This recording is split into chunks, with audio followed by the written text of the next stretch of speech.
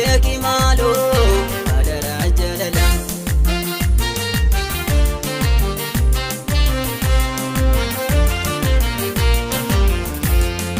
Dagalee jiru koo jedheen si filadhee onnee koo kan biraa si lala yoo jedhee danda'ee si dhiisu hin danda'uun beekta marree osoo beektu akaraa jabaata.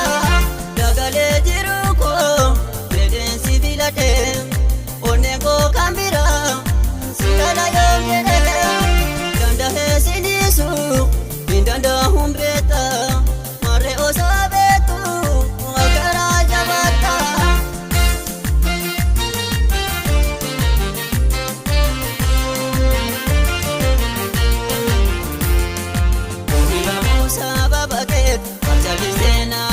Nakabii miidhagdu jidala jiruun naan taatu walbina taate imaltu bilisa keetti yaadumtu obsa dargeen biitu sila dhugaatii keeshaan abbadha ana dafii kotta dara maaloo dafii kotta dara maaloo dafii kotta dara ana dafii kotta dara.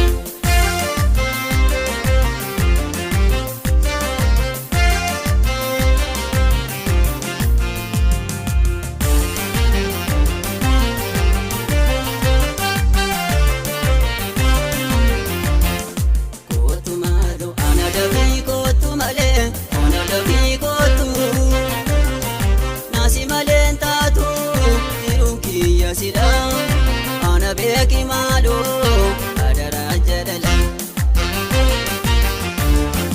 Kootu maaloo ana dafii kootu malee ana dafii kootu naasi malee taatu dhiiruun kiyya silaa. Ana beeki maaloo adaraa jaalala.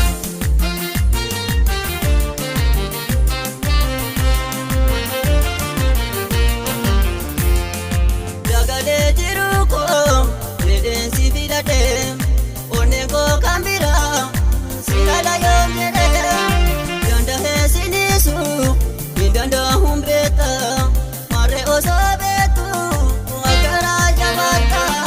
Dagalee jiru koo jedheen si filadhee onnee koo kan biraa si lala yoo jedhee danda'ee si dhiisu hin danda'uun beekta.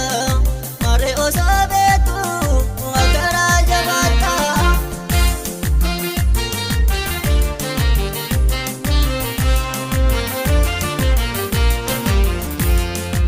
Dhiba kuusaa babakeet qabsa seenaa dhaltate nakabii miidhagdu jidala jiruun naan taatu walbina taate imaltu bilisa keetti yaadumtu obsa dargeen biitu sila dhugaatii keeshaan abbadha. Ana dafii kotta dara maaloo dafii kotta dara maaloo dafii kotta dara.